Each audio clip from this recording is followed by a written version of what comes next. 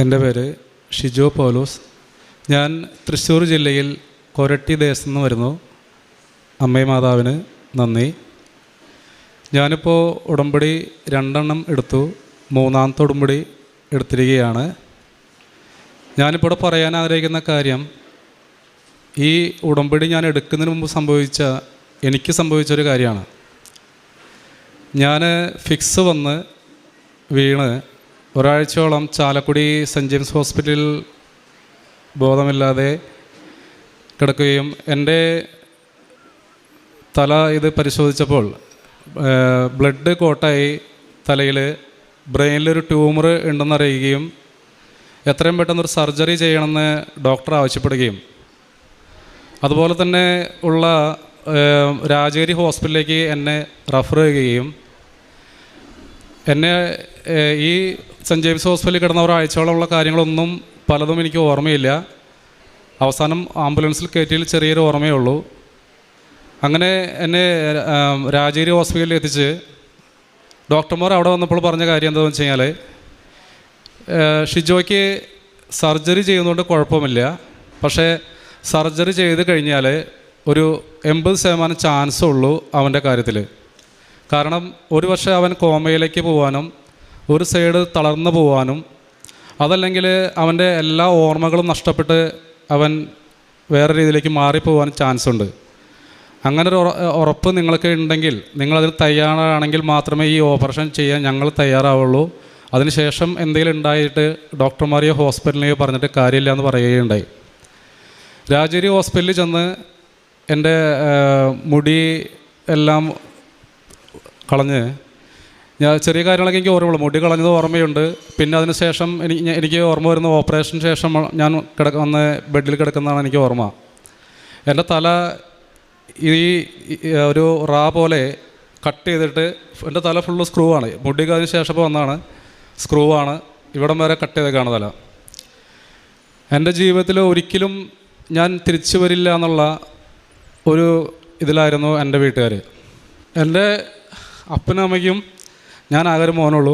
4 ചേച്ചിമാരാണ് എനിക്ക്. എൻ്റെ വിവാഹം കഴിഞ്ഞാണ്. മക്കൾ 4 പേരുണ്ട്. അപ്പൻ അമ്മ എല്ലാവരും വളരെ സങ്കടത്തിലും കാര്യങ്ങളിലായിരുന്നു. കാരണം ആകെയുള്ള മകൻ അവസ്ഥപിതാവിൻ്റെ പേരിട്ട് വളർത്തിയിട്ട് ഇങ്ങനൊരു അവസ്ഥ വന്നല്ലോ ഓർത്ത്. കാരണം ജീവിതത്തിൽ ഒരു സ്ഥലങ്ങളിലൊക്കെ പരാജയപ്പെട്ടിട്ട ഒരാളാണ് ഞാൻ. പക്ഷേ എനിക്ക് വേണ്ടി ആരൊക്കെയോ പ്രാർത്ഥിക്കുന്നുണ്ടെന്ന് എൻ്റെ ചേച്ചി എന്നെ കാണാൻ വന്നപ്പോൾ ഒന്ന് പറഞ്ഞിരുന്നു. ഓപ്പറേഷൻ തിയേറ്ററിൽ അവിടെ കാണാൻ വന്നപ്പോൾ, നീ അറിയാത്ത ആളുകൾ പോലും നിനക്ക് വേണ്ടി പ്രാർത്ഥിക്കുന്നുണ്ട് മോനെ എന്ന്. പക്ഷേ ഞാനത് അംഗീകരിച്ചിരുന്നില്ല. പക്ഷേ ഇതിൽ എന്താ സംഭവം ഉണ്ടായെന്ന് വെച്ചാൽ, ഓപ്പറേഷനെല്ലാം കഴിഞ്ഞു. ഞാൻ ഒരു കുഴപ്പവുമില്ലാതെ തിരിച്ചു വന്നു. ഞാൻ എങ്ങനെ തിരിച്ചു വന്നെന്നോ എനിക്കെന്ത് സംഭവിച്ചെന്നോ ഒന്നും എനിക്കറിയില്ല.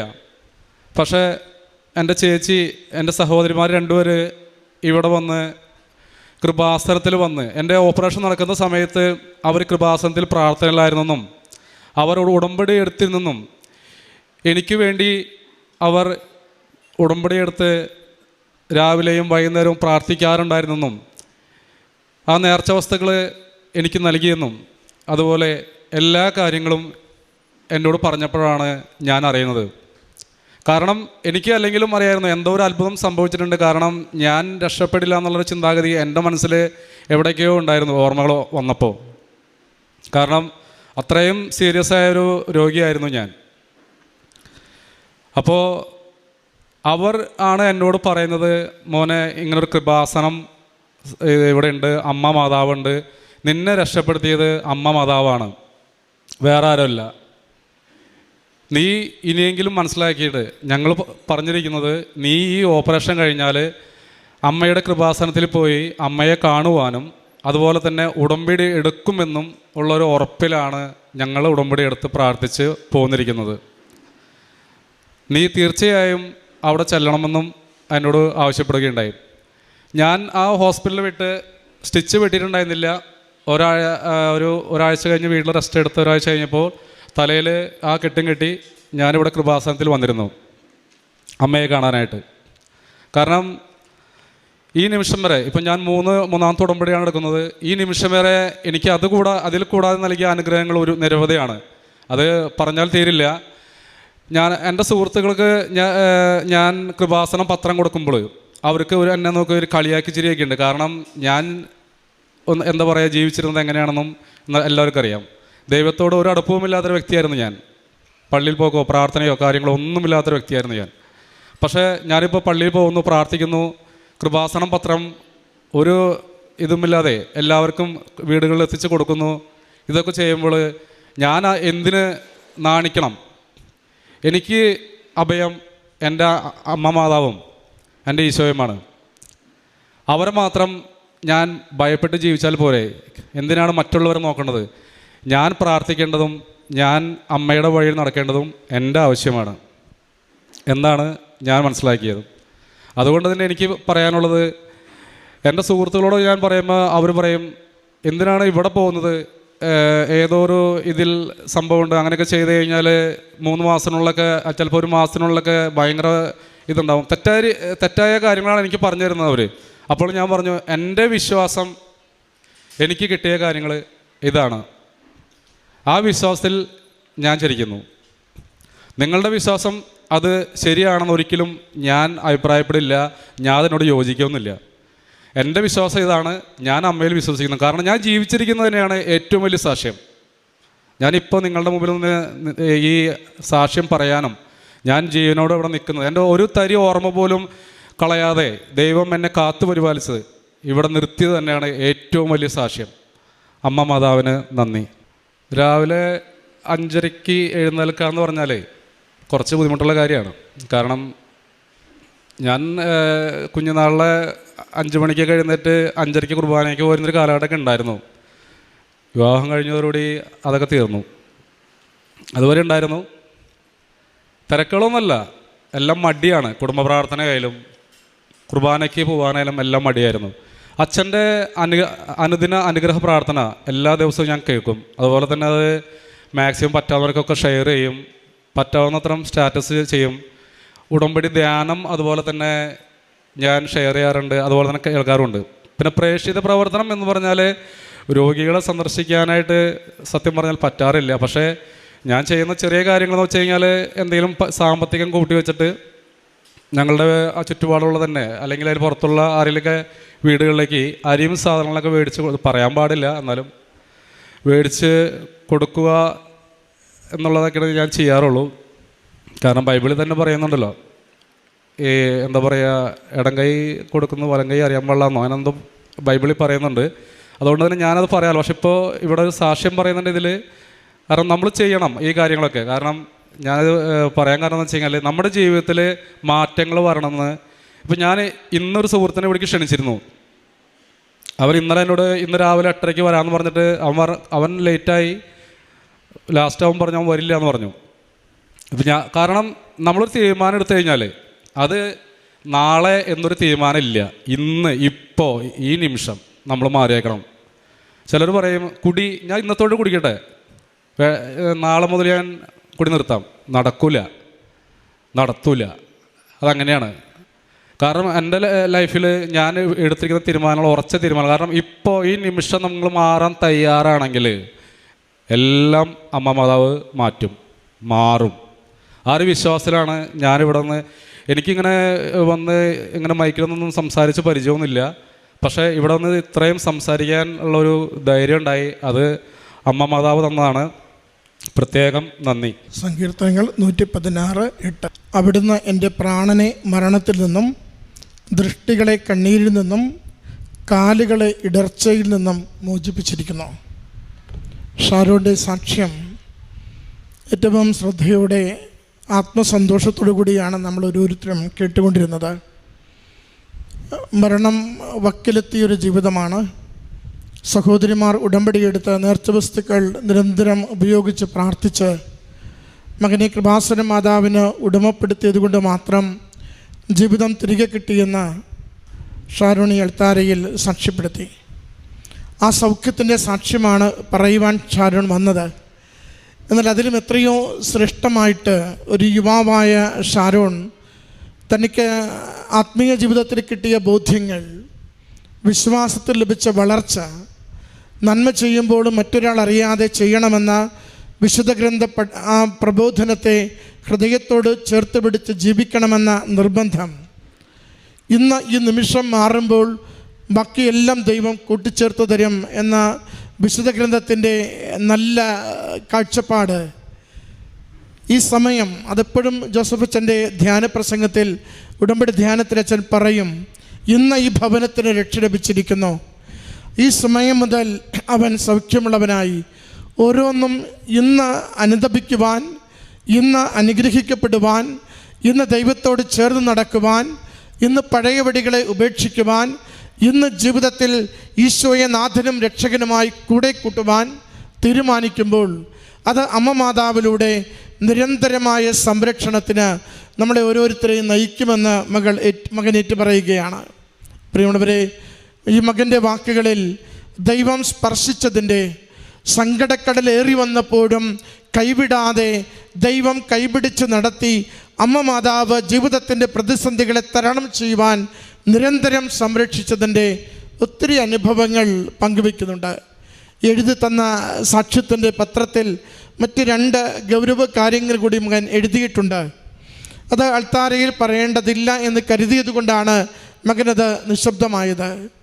വളരെ ഗൗരവമുള്ള ജീവിതം ആകെ നിലംപറ്റി തകർന്നു പോയ അവസരത്തിൽ, വല്ലാതെ കേസിലകപ്പെട്ട് തകർന്നു പോയ അവസരത്തിൽ മകനെ എങ്ങനെ ഈ നാളുകളിൽ ജീവിതത്തിൽ പിടിച്ചു നിൽക്കുവാനും അമ്മ മാതാവിലൂടെ ഈശോ മകനെ രക്ഷിക്കുകയും ജീവിതത്തിന് സമാധാനം നൽകുകയും ചെയ്തുവെന്ന് മകൻ ഈ സാക്ഷ്യത്തിൽ എഴുതി തന്ന വാക്കുകളിൽ കുറിച്ചു വച്ചിട്ടുണ്ട്.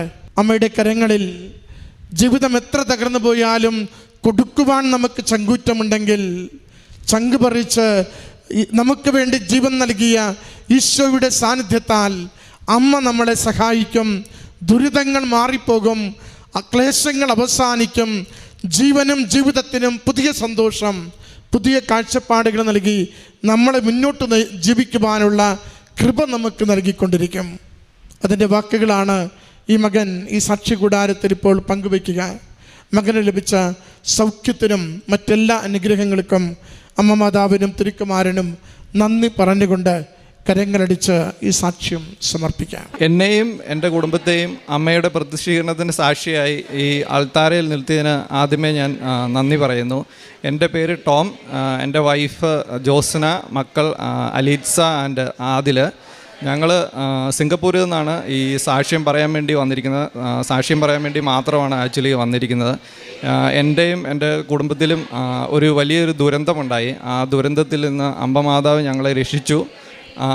കൂടാതെ ഒത്തിരി അധികം അനുഗ്രഹങ്ങൾ തന്നു. അതിന് നന്ദി പറയാൻ വേണ്ടി ആണ് ഞങ്ങൾ വന്നിരിക്കുന്നത്. ഞാൻ ആദ്യമായിട്ട് ഉടമ്പടി എടുത്തത് 2024 ജൂലൈ 29 ഉടമ്പടി എടുക്കാനുണ്ടായ സാഹചര്യമെന്ന് പറയുന്നത്, ഞാൻ സിംഗപ്പൂർ നേഴ്സായിട്ട് വർക്ക് ചെയ്യുകയാണ്. ഞാൻ അവിടെ PR ആണ്. എൻ്റെ വൈഫ് അവിടെ PR-ൻ്റെ ഫാമിലി വിസയിൽ, ഡിപ്പെൻഡൻറ്റ് വിസയിൽ അവിടെ വർക്ക് ചെയ്യുന്നുണ്ട്, അവിടെ നിൽക്കുന്നുണ്ടായിരുന്നു. ആ വിസ എല്ലാ വർഷവും റിന്യൂ ചെയ്യേണ്ട ഒരു വിസയാണ്.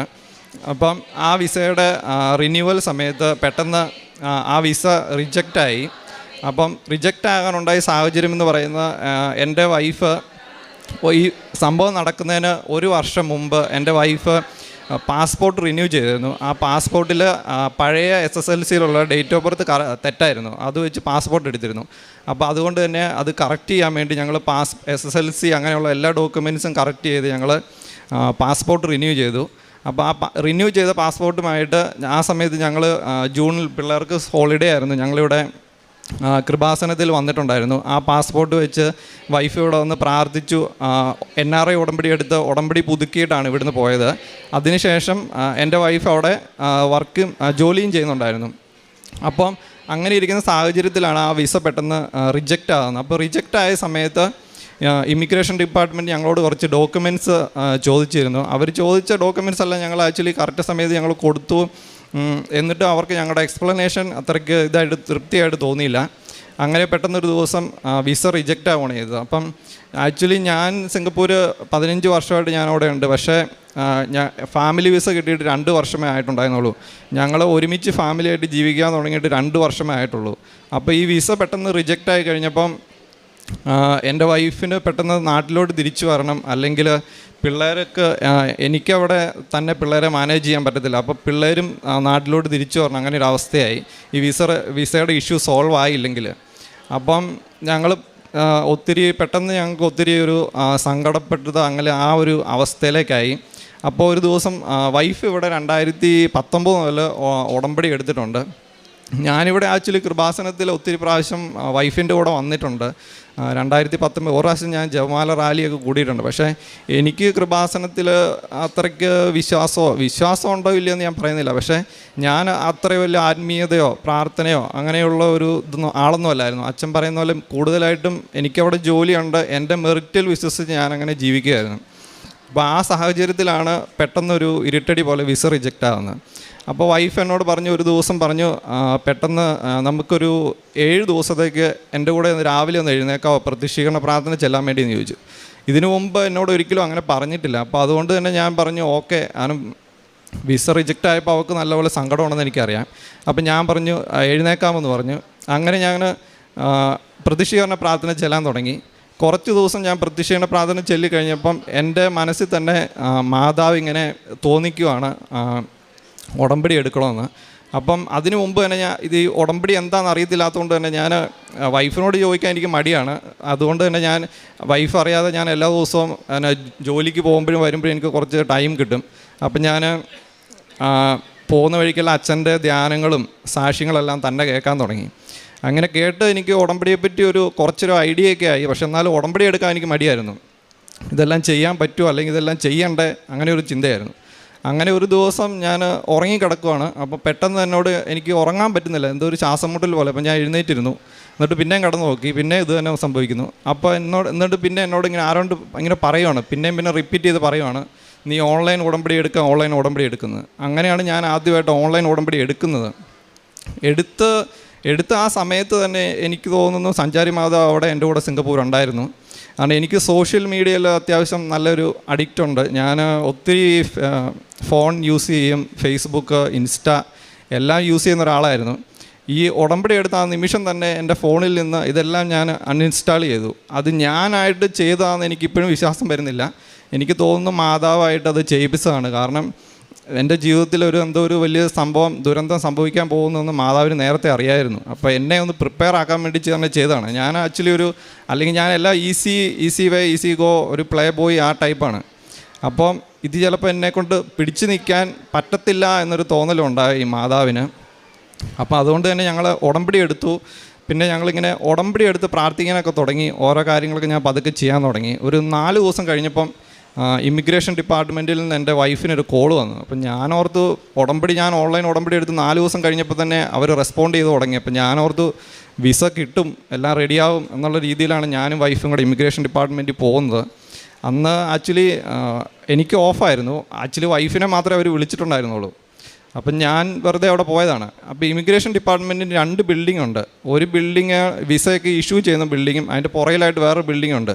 അത് കുറേ വർഷമായിട്ട് ഞാൻ അവിടെ ഉണ്ട്. പക്ഷെ ഞാനതൊന്നും ആ ബിൽഡിംഗ് അത്രയ്ക്ക് അങ്ങ് ശ്രദ്ധിക്കുന്നൊരു ബിൽഡിംഗ് ഒന്നും അല്ലായിരുന്നു. അപ്പം അവിടെ ചെന്ന് കഴിഞ്ഞപ്പോൾ ഞങ്ങൾ മെയിൻ ബിൽഡിങ്ങിലാണ് പോയത്, വിസയൊക്കെ ഇഷ്യൂ ചെയ്യുന്നത്. ഞങ്ങൾ ഓർത്ത വിസയുടെ ഇഷ്യൂവിനാണ് ഞങ്ങളെ വിളിക്കുന്നതെന്നാണ്. അവിടെ ചെന്ന് കഴിഞ്ഞപ്പോഴാണ് മനസ്സിലായത് ഞങ്ങളെ കൊണ്ടുപോയത് അപ്പുറത്തെ സെക്കൻഡ് ബിൽഡിങ്ങിലോട്ടാണ്. അത് അവിടുത്തെ ഇമിഗ്രേഷൻ ഡിപ്പാർട്ട്മെൻറ്റിൻ്റെ ലോ എൻഫോഴ്സ്മെൻറ്റ്, അവിടുത്തെ ക്രൈം ഡിവിഷൻ ഇൻവെസ്റ്റിഗേഷൻ്റെ ഒരു ബിൽഡിംഗ് ആയിരുന്നു. അവിടെ ചെന്നതിന് ശേഷം മാത്രമാണ് ഞങ്ങൾക്ക് മനസ്സിലായത് എൻ്റെ വൈഫിൻ്റെ പേരിൽ സിംഗപ്പൂർ ഇമിഗ്രേഷൻ ഡിപ്പാർട്ട്മെൻറ്റ് ഒരു കേസ് എടുത്തിട്ടുണ്ടായിരുന്നു. 1 വർഷം മുമ്പ് വൈഫ് പാസ്പോർട്ട് റിന്യൂ ചെയ്തതുമായിട്ട് ബന്ധപ്പെട്ട് അവർക്ക് കുറച്ച് ക്ലാരിഫിക്കേഷൻസ് വേണം. അപ്പോൾ അവർക്ക് ഞങ്ങൾ കൊടുത്ത എക്സ്പ്ലനേഷൻ അത്രയ്ക്ക് തൃപ്തിയായിട്ട് തോന്നിയില്ല. അതിൻ്റെ പേരിൽ അവരൊരു കേസ് എടുത്തു. അവിടുത്തെ റൂൾ അനുസരിച്ച് നമ്മൾ സിംഗപ്പൂർ എൻ്റർ ആകുന്നതിന് മുമ്പ് തന്നെ ഒരു പാസ്പോർട്ട് പർട്ടിക്കുലർ വെച്ച് എൻ്റർ ആവണം. പിന്നെ നമ്മളത് മാറ്റുന്നതിന് ഇച്ചിരി കുറച്ച് റിസ്ക്കാണ്. അപ്പോൾ ആക്ച്വലി അതിൻ്റെ പേരിലാണ് കേസ് എടുത്തതെന്നാണ് ഞങ്ങളുടെ ധാരണ.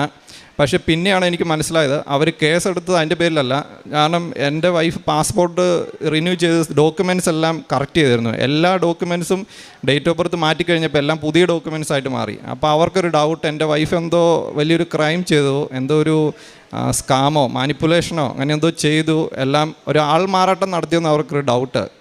അത് ഇൻവെസ്റ്റിഗേറ്റ് ചെയ്യണമെന്നുണ്ടെങ്കിൽ അവർക്ക് വേറെ ഒരു രീതിയിലും ചെയ്യാൻ പറ്റത്തില്ല. ഞങ്ങളുടെ പേരിൽ ഒരു കേസ് എടുത്തു കഴിഞ്ഞാൽ മാത്രമേ ഞങ്ങളുടെ കൂടുതൽ പേഴ്സണൽ ഡീറ്റെയിൽസ്, ഞങ്ങളുടെ ബാങ്ക് അക്കൗണ്ട്, ഞങ്ങളുടെ മൊബൈൽ ഫോൺ ട്രാക്കിങ്, അങ്ങനെയുള്ള എല്ലാ കാര്യങ്ങളും അവർക്ക് ചെയ്യാൻ പറ്റത്തുള്ളൂ. അപ്പോൾ അതിൻ്റെ പേരിൽ തന്നെ വൈഫിൻ്റെ പേരിൽ കേസെടുത്തു. ആദ്യത്തെ ദിവസം ഒരു രാവിലെ 10 മണിയായപ്പോഴാണ് ഞങ്ങളവിടെ പോയത്. 10 മണി മുതൽ വൈകിട്ട് 5 മണി വരെ എൻ്റെ വൈഫിനെ അവരോട് ഇരുത്തി ഇൻവെസ്റ്റിഗേറ്റ് ചെയ്തു. അപ്പം ഞാൻ പുറത്ത് നിൽപ്പുണ്ട്, എനിക്കെന്താ സംഭവിക്കുന്നതെന്ന് മനസ്സിലായില്ല. ഞാൻ അവിടുത്തെ സെക്യൂരിറ്റിയോട് ചോദിച്ചു ഇതെന്താ സംഭവം എന്നാന്ന് ചോദിച്ചു. അപ്പോൾ പറഞ്ഞു ഇത് എന്തെങ്കിലും ക്രിമിനൽ കേസൊക്കെ പെട്ട് ഇൻവെസ്റ്റിഗേഷൻ വരുന്നവരെ കൊണ്ടിരുന്നതെന്ന് മനസ്സിലായി. അപ്പം തന്നെ എൻ്റെ റിലെല്ലാം പോയി. അപ്പോഴാണ് എനിക്ക് മനസ്സിലായത് മാതാവ് എന്നെക്കൊണ്ട് എന്തിനായിരുന്നു ഉടമ്പടി എടുപ്പിച്ചതെന്ന് എനിക്ക് അന്നാണ് മനസ്സിലായത് ആക്ച്വലി. അപ്പോൾ എൻ്റെ കയ്യിൽ ഞാൻ ആരെങ്കിലുമൊക്കെ ഫോൺ ചെയ്താലോ എന്തെങ്കിലുമൊക്കെ ചെയ്താലോ എന്ന് ഓർത്തിട്ട് ഞാനാണ് ഫോൺ എടുത്തത്. പക്ഷേ ഫോൺ പിന്നെയാണ് എനിക്ക് മാതാവ് തന്നെ എനിക്ക് ബോധ്യങ്ങൾ തരുന്നുണ്ട്. കാരണം സിംഗപ്പൂർ ഇതനുസരിച്ച് നമ്മൾക്ക് അവിടുത്തെ ക്രിമിനൽ കേസിൽ നമുക്ക് വേറെ ആരെയും നമുക്ക് ഇൻവോൾവ് ചെയ്യാനോ നമ്മുടെ നാട്ടിലെ പോലെ MLA മന്ത്രിയോ അങ്ങനെയൊന്നും വിളിക്കാനൊന്നും പറ്റത്തില്ല. നമ്മൾ ആരെങ്കിലും വിളിച്ച് എന്തെങ്കിലും ചെയ്യാൻ ശ്രമിച്ചു കഴിഞ്ഞാൽ അതിൻ്റെ പേരിൽ അവർ വേറെ കേസെടുക്കും. അപ്പോൾ അതുകൊണ്ട് തന്നെ ഞാൻ എൻ്റെ ഫോണിൽ പ്രത്യക്ഷീകരണ പ്രാർത്ഥന ഡൗൺലോഡ് ചെയ്തിട്ടുണ്ടായിരുന്നു. അപ്പം ഞാൻ അതവിടെ ഇരുന്ന് ചെല്ലാൻ തുടങ്ങി. കുറേ നേരം ചെല്ലി, എന്നാ ചെയ്യണമെന്ന് വേറെ ഒന്നും അറിയത്തില്ല, അത് മാത്രമേ എനിക്കപ്പോൾ തോന്നിയുള്ളൂ. അത് കുറേ നേരം ചെല്ലി കഴിഞ്ഞപ്പോൾ 12:30 ആയപ്പോൾ വൈഫ് എന്നെ വിളിച്ചു.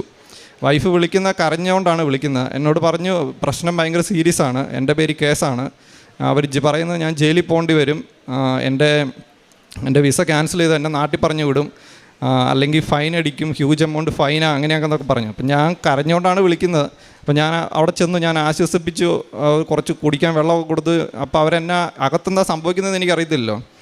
അപ്പം ഞാൻ കുറച്ച് ആശ്വസിപ്പിച്ച് അവൾ കുറച്ച് ചോദിച്ചതെന്നാന്ന് വെച്ചാൽ ഇതിന് മുമ്പ് എന്നാണ് സിംഗപ്പൂർ എൻ്റർ ആയത്, വിസയുടെ ഡേറ്റ്, അങ്ങനെ കുറച്ച് കാര്യങ്ങളൊക്കെ ചോദിച്ചത്. അപ്പോൾ അത് കുറച്ച് അറിയാവുന്ന കാര്യങ്ങളൊക്കെ ഞാൻ പറഞ്ഞു കൊടുത്ത് ഞാൻ കയറ്റി വിട്ടു. അപ്പോൾ പിന്നെ തിരിച്ചു വരുന്ന 5 മണി ആയപ്പോഴാണ്. 5 മണി ആയപ്പോൾ എന്നെ വിളിച്ചു. അപ്പോൾ ഇമിഗ്രേഷൻ ഓഫീസർ പറഞ്ഞു എന്നെ കാണണമെന്ന് പറഞ്ഞു. അപ്പോൾ ഞാൻ പറഞ്ഞു ഓക്കെ ഞാൻ വരാമെന്നും പറഞ്ഞ് ഞാൻ ചെന്നു. ഞാൻ അവിടെ ചെന്ന് കഴിഞ്ഞപ്പോഴാണ് അറിയുന്നത് വൈഫിൻ്റെ പേരിൽ മാത്രമല്ല കേസ് എൻ്റെ പേരിലുണ്ടെന്ന്. അപ്പോൾ എനിക്കപ്പോൾ പെട്ടെന്നൊരു ഷോക്കായിപ്പോയി. കാരണം ഒരു പെറ്റി കേസിൽ പോലും പെടാത്ത ഞങ്ങൾ രണ്ടുപേരും ഞങ്ങളുടെ രണ്ടുപേരുടെയും ബേസിൽ സിംഗപ്പൂർ പോലെയുള്ള ഭയങ്കര സ്ട്രിക്റ്റ് ആയിട്ടുള്ളൊരു കൺട്രിയാണ്. അവിടെ കേസിൽ പെട്ട് കഴിഞ്ഞാൽ നമ്മുടെ ജീവിതം തീർന്നു കൂട്ടിയാൽ മതി. അങ്ങനെയുള്ള സമയത്ത് ഒരു കേസിൽ പെടുക എന്ന് പറഞ്ഞാൽ ഞങ്ങൾക്കൊന്നും എന്ത് ചെയ്യണമെന്ന് അറിയത്തില്ലായിരുന്നു. അപ്പം ഞങ്ങളുടെ വീടെന്ന് പറഞ്ഞാൽ ഞങ്ങൾ ഭയങ്കര ചില്ല്, റിലാക്സ്, ഭയങ്കര എപ്പോഴും TV ഓണ്, ഭയങ്കര ഇതായിട്ടുള്ളൊരു വീടായിരുന്നു. ഈ കേസുമായിട്ട് ഞങ്ങൾ രണ്ടുപേരുടെയും പേര് കേസാണെന്നും അറിഞ്ഞ് ഞങ്ങളെ വീട്ടിൽ ചെന്ന് കഴിഞ്ഞപ്പോൾ പിന്നെ ഞങ്ങൾക്ക് അങ്ങോട്ടും ഇങ്ങോട്ടും എന്ത് മിണ്ടണമെന്നോ എന്ത് പറയണമെന്നൊന്നും അറിയത്തില്ല. കുറച്ച് ദിവസം ഞങ്ങളുടെ വീടൊരു മരണ വീട് പോലെയായിരുന്നു. പിന്നെയാണ് ഉടമ്പടി, കാരണം ഇതിനകത്ത് ദൈവികമായിട്ടല്ലാതെ മാനുഷികമായിട്ട് ആർക്കൊന്നും ചെയ്യാൻ പറ്റത്തില്ല എന്ന് ഞങ്ങൾക്ക് മനസ്സിലായി. അപ്പോൾ വൈഫ് ഓൾറെഡി അവിടെ ഉടമ്പടിയിലാണ്, ഞാൻ ഓൺലൈൻ ഉടമ്പടി എടുത്തിട്ടുണ്ട്. അപ്പം തീക്ഷ്ണമായിട്ട് പ്രാർത്ഥിക്കാൻ തുടങ്ങി. കാരണം ഇതല്ലാതെ വേറൊരു ഇതിലും ഇതിനകത്ത് നിന്ന് രക്ഷപ്പെടുത്താൻ പറ്റത്തില്ലെന്ന് ഞങ്ങൾക്ക് മനസ്സിലായി. അങ്ങനെ ഞങ്ങൾ പ്രാർത്ഥിച്ചു, നോയമ്പെടുക്കാൻ തുടങ്ങി. ഞാനും വൈഫും കൂടെ മ്യൂച്വൽ അണ്ടർസ്റ്റാൻഡിങ്, ശാരീരികമായ വിശുദ്ധി മെയിൻറ്റെയിൻ ചെയ്യാൻ തുടങ്ങി. ഈ കേസ് തീരുന്നവർ വരെ ചെയ്യാമെന്ന് ചിരിച്ചു. കാരണം ഇത് സീരിയസ് ആയിട്ടുള്ള ക്രൈമാണ്. കാരണം 1 വർഷം വരെ തടവ് ഒരു കേസിന് കിട്ടും. 4000 സിംഗപ്പൂർ ഡോളർ പിഴയുണ്ട്. എൻ്റെ പേരിൽ 3 കേസും വൈഫിൻ്റെ പേരിൽ 3 കേസും. അപ്പോൾ മൊത്തം 6 ക്രിമിനൽ കേസാണ്. എല്ലാം ക്രിമിനൽ കേസുകളാണ്. അപ്പോൾ ക്രിമിനൽ കേസിൻ്റേതായ കോംപ്ലിക്കേഷൻസ് വേറെയുണ്ട്. അപ്പം ആ സമയത്താണ് എൻ്റെ വൈഫിന് നാട്ടിൽ വരാൻ വേണ്ടി ഒരു 4 days ലീവ് ഉണ്ടായിരുന്നു. അപ്പോൾ ആ സമയത്ത് വൈഫിൻ്റെ വിസ സ്റ്റിൽ ഓണാണ്. അപ്പം അവിടെ ഇൻവെസ്റ്റിഗേഷൻ ഓഫീസറിനോട് ചോദിച്ചു നാട്ടിൽ പോകുന്നതിന് എന്തെങ്കിലും കുഴപ്പമുണ്ടെന്ന് ചോദിച്ചു. പറഞ്ഞില്ലെന്ന് പറഞ്ഞു. അപ്പോൾ വൈഫ് ഇവിടെ വന്ന് ഉടമ്പടി പുതുക്കി. അതിന് ജോസഫ് അച്ഛനെ കാണാൻ വേണ്ടി ഒരു ഭാഗ്യം ലഭിച്ചു. അപ്പോൾ അച്ഛൻ തലയിൽ കൈവച്ച് പ്രാർത്ഥിച്ച് വൈഫിനൊരു കാശുരൂപം കൊടുത്തു. അതിന് പറഞ്ഞു കേസ് തേഞ്ഞു മാഞ്ഞില്ലാതായി പോകുമെന്ന് പറഞ്ഞു. അപ്പോൾ സാധാരണ അച്ഛൻ പറയുന്നത് നമ്മളോടൊന്ന് സാക്ഷ്യം പറയണമെന്നാണല്ലോ പറയുന്നത്. അപ്പോൾ പിന്നെ അച്ഛനെന്താ ഇങ്ങനെ പറഞ്ഞെന്നൊക്കെ ഞാൻ അന്നേരം ചിന്തിച്ചു. പക്ഷേ അത് കഴിഞ്ഞിട്ട് ഞങ്ങളുടെ കേസ് ഫയലും കേസ് ഉണ്ടെന്നും പറഞ്ഞ് ഇമിഗ്രേഷൻ ഡിപ്പാർട്ട്മെൻറ്റിൽ നിന്ന് ഒരു ലെറ്റർ തന്നായിരുന്നു എൻ്റെയും വൈഫിൻ്റെയും പേരിൽ. ആ ലെറ്ററും ആ പാസ്പോർട്ട് ഞങ്ങളുടെ ഡോക്യുമെൻറ്റ്സ് എല്ലാം അച്ഛൻ മാതാവിൻ്റെ രൂപത്തിലും ഈശോയുടെ ഇതിലും കൊണ്ട് സമർപ്പിച്ചായിരുന്നു.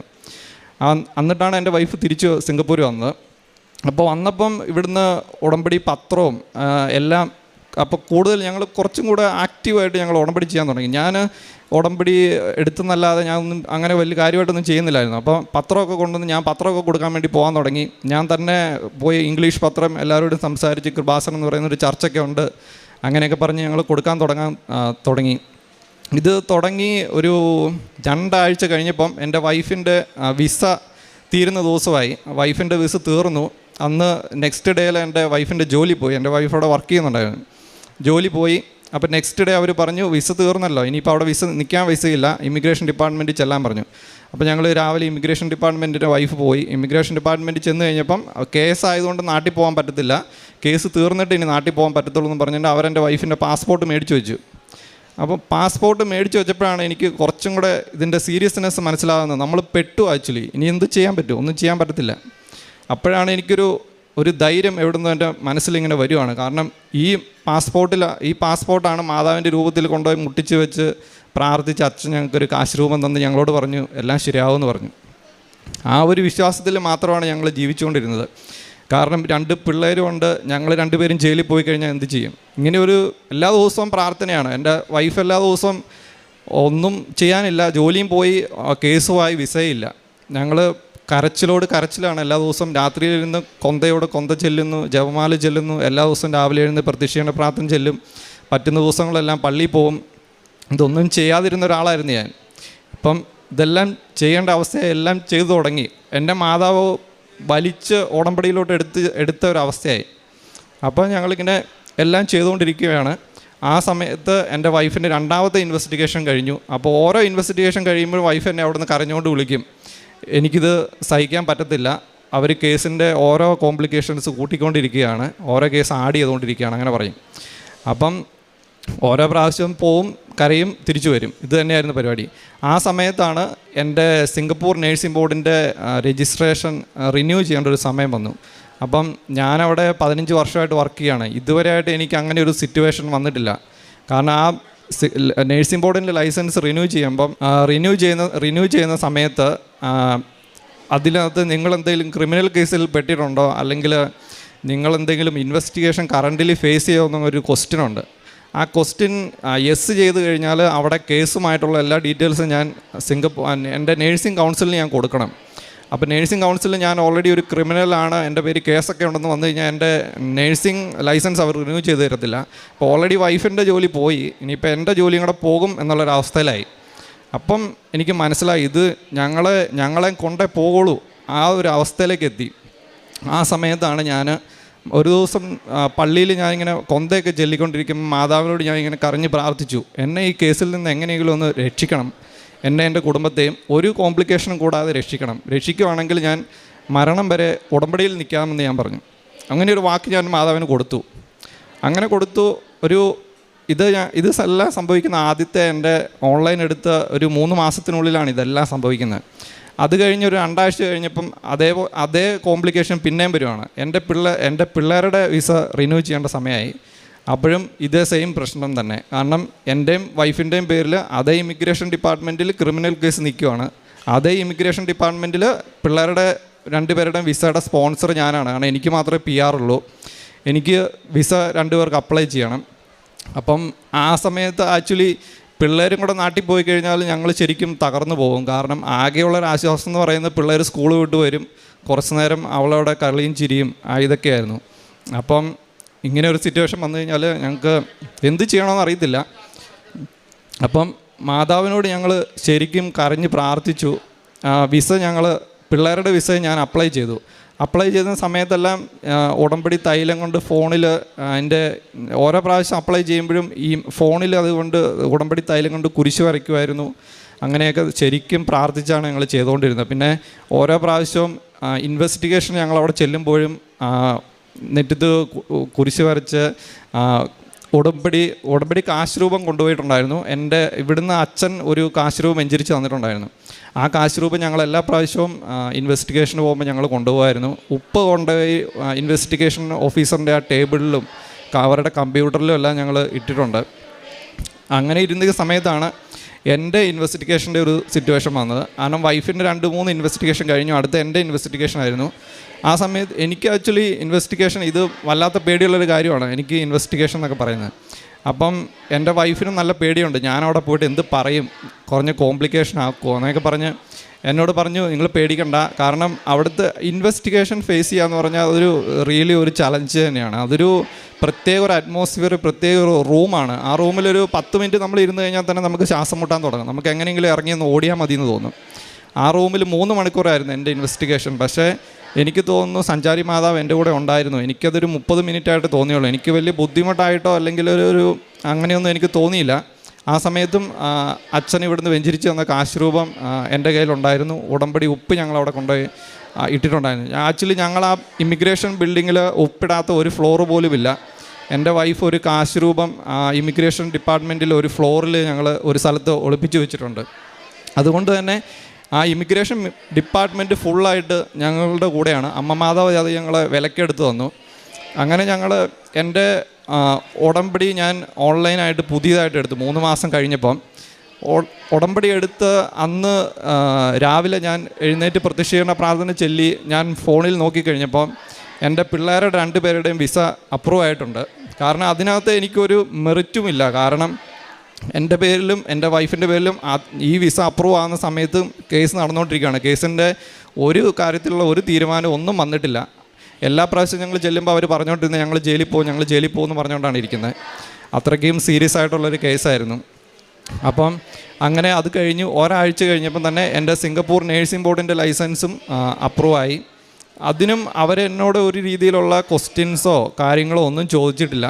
അപ്പോൾ എനിക്ക് മനസ്സിലായി നമ്മൾ ഉടമ്പടിയിൽ ഉറച്ചു നിന്ന് പ്രാർത്ഥിച്ചു കഴിഞ്ഞാൽ സഞ്ചാരി മാതാവും ഈശോയും നമ്മുടെ കൂടെ ഉണ്ട്. നമ്മളെ ഏതൊരവസ്ഥയിലാണെങ്കിലും നമ്മളെ കൈവെടിയത്തില്ല എന്നൊരു ധൈര്യം എനിക്ക് ആ ഉടമ്പടി പുതുക്കി കഴിഞ്ഞപ്പോൾ എനിക്കുണ്ടായി. അപ്പോൾ അതുകൊണ്ട് തന്നെ തീക്ഷ്ണമായിട്ട് ഞങ്ങൾ കാരുണ്യ പ്രവൃത്തികളും ഞങ്ങൾ പത്രപ്രവേശന പ്രവർത്തനം എല്ലാം ചെയ്യാൻ തുടങ്ങി. അങ്ങനെ 1 മാസം കഴിഞ്ഞ് ഞങ്ങളുടെ കേസിൻ്റെ ഡിസംബർ അവസാനം ഞങ്ങളുടെ കേസിൻ്റെ വിധി വന്നു.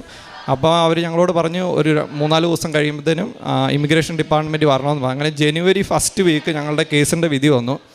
വിധി വന്നപ്പം ആക്ച്വലി അച്ഛൻ ഇവിടെ അൾത്താരയിൽ പറഞ്ഞതുപോലെ തന്നെ എൻ്റെയും വൈഫിൻ്റെയും പേരിലുണ്ടായിരുന്ന എല്ലാ 6 ക്രിമിനൽ കേസും ഡിസ്മിസ്സായി പോയി. ഞങ്ങൾ 1 രൂപ പോലും ഫൈൻ കൊടുത്തിട്ടില്ല, 1 ദിവസം പോലും ഞങ്ങൾക്ക് ജയിലിൽ കിടക്കേണ്ടി വന്നിട്ടില്ല. എൻ്റെ വൈഫിൻ്റെ ഏതൊക്കെ വിസയാണോ റിജക്റ്റായി പോയത് ആ വിസയെല്ലാം അവർ തിരിച്ച് അപ്ലൈ ചെയ്തോളാം ഞങ്ങളോട് പറഞ്ഞു.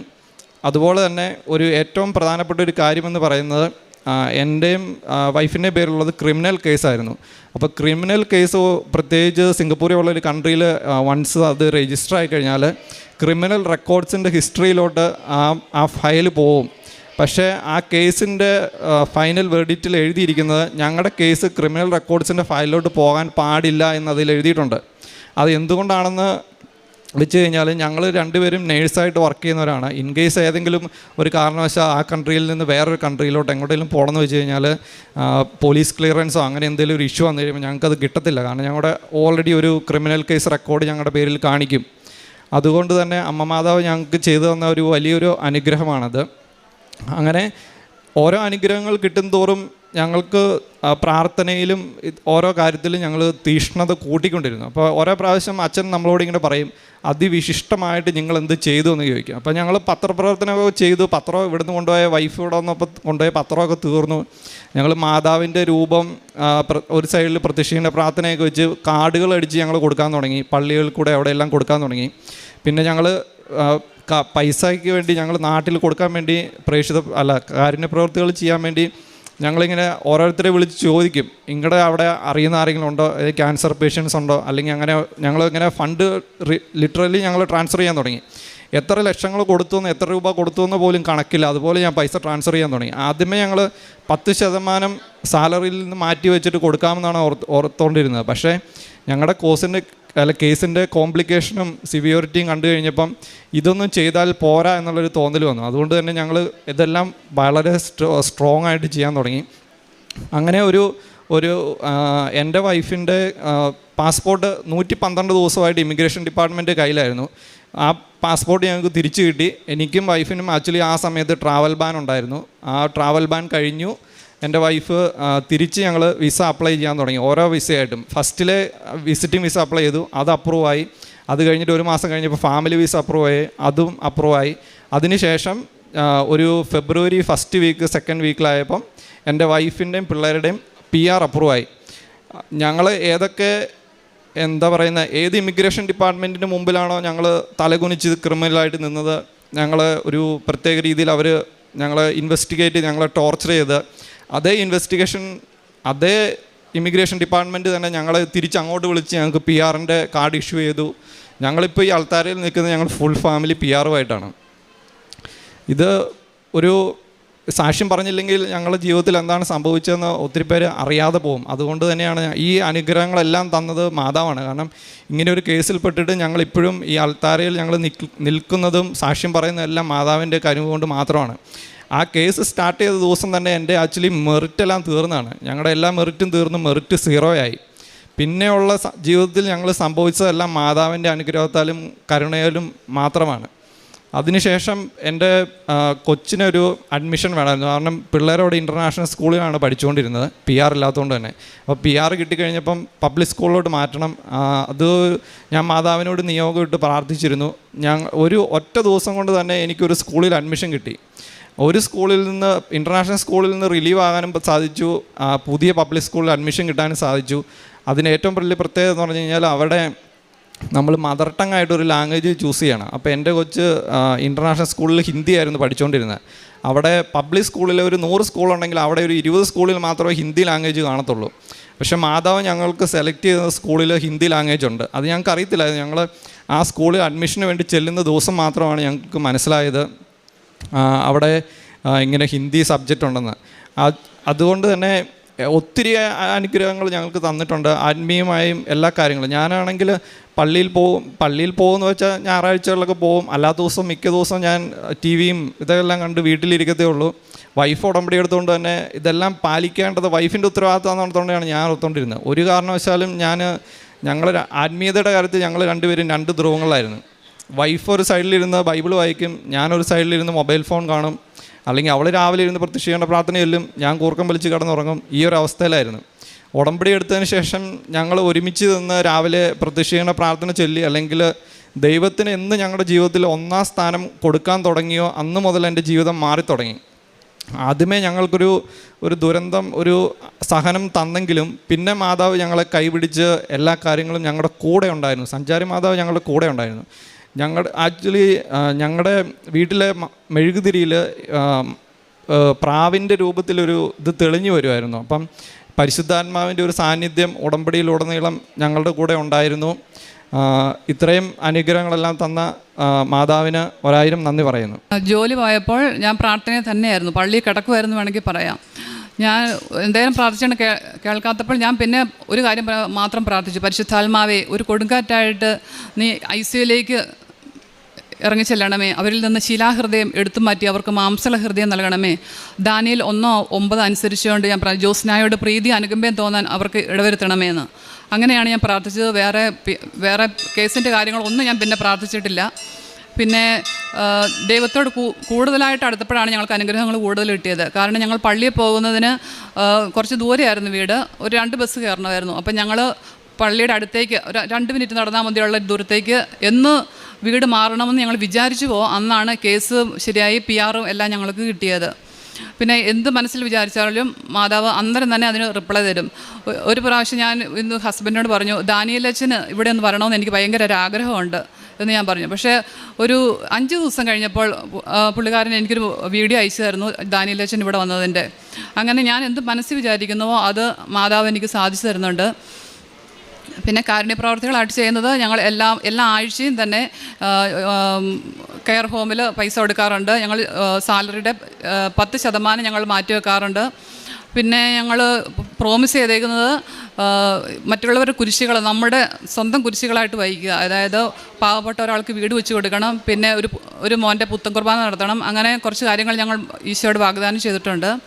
പ്രേക്ഷിത പ്രവർത്തനമായിട്ട് പത്രങ്ങൾ ഞങ്ങൾ വിതരണം ചെയ്യുന്നുണ്ട്. പിന്നെ യൂട്യൂബിലെ ധ്യാനങ്ങളും എല്ലാം സാക്ഷ്യങ്ങളൊക്കെ ഷെയർ ചെയ്യുന്നുണ്ട്. ഇത്രയധികം നന്മകൾ ചെയ്തു തന്ന മാതാവിനും ഈശോയ്ക്കും ഒരുപാട് നന്ദി. 2 രാജാക്കന്മാരുടെ പുസ്തകം 3-ാം അധ്യായം 17 മുതലുള്ള തിരുവചനങ്ങൾ അരുളി ചെയ്യുന്നു. കർത്താവ് അരുളി ചെയ്യുന്നു, ഈ വരണ്ട അരുവിത്തടം കുളങ്ങൾ കൊണ്ട് ഞാൻ നിറയ്ക്കും. കാറ്റോ മഴയോ ഉണ്ടാകുകയില്ല. അരുവിത്തടം ജലം കൊണ്ട് നിറയും. നീയും കാലിക്കൂട്ടവും മൃഗങ്ങളും അത് കുടിക്കും. കർത്താവിനിത് നിസ്സാരമാണ്. ജോസ്നയും ഹസ്ബൻഡ് ടോമും 2 കുഞ്ഞുങ്ങളും സിംഗപ്പൂരിൽ നിന്ന് സാക്ഷ്യം പറയാൻ വേണ്ടി മാത്രം വന്നവരാണ്. അവരുടെ സാക്ഷ്യം വളരെ വ്യക്തമാണ്. വളരെ ഏറ്റവും ക്ലിയറായിട്ട് തന്നെ സാക്ഷ്യം പങ്കുവെച്ചു. തങ്ങൾ എന്തായിരുന്നു, തങ്ങൾക്ക് ദൈവം പിന്നെ എന്തായി മാറി, ഇന്ന് തങ്ങൾ എങ്ങനെയാണ് ദൈവത്തിനും ദൈവം തങ്ങൾക്കും. അതാണ് ഉടമ്പടിയിലൂടെ ഈ മക്കൾ അനുഭവിച്ചത്. അതുകൊണ്ട് തന്നെയാണ് തിരുവചനത്തിൽ നാം കേട്ടത്, കർത്താവിനിത് നിസ്സാരമാണ്. തങ്ങളുടെ പേരിൽ 6 കേസുകൾ, അതും ക്രിമിനൽ കേസുകൾ. തൻ്റെ വൈഫിൻ്റെ ഡേറ്റ് ഓഫ് ബർത്തുമായിട്ട് ബന്ധപ്പെട്ട് എല്ലാ ഡോക്യുമെൻസുമൊക്കെ അതിനു മുൻപേയൊക്കെ സബ്മിറ്റ് ചെയ്തിരുന്നതാണ്. എന്നാൽ ഓഫീസേഴ്സിന് അത് ഡൗട്ട്ഫുള്ളായിട്ട് തോന്നുന്നു, ആൾമാറാട്ടം നടത്തിയതുപോലെ എന്നാണ് ഈ മകൻ ഇവിടെ പങ്കുവെച്ചത്. പിന്നീട് അങ്ങോട്ട് ഇവർക്ക് വരുന്ന ഇവരുടെ ജീവിതത്തിൽ ഇവർ നേരിട്ട ഓരോ കാര്യങ്ങൾ വളരെ വ്യക്തമായിട്ട് നാം കേട്ടതാണ്. എങ്ങനെയാണ് തൻ്റെ ജീവിതത്തിൽ താൻ ഓൺലൈൻ ഉടമ്പടി എടുക്കാൻ ഇടയായത്.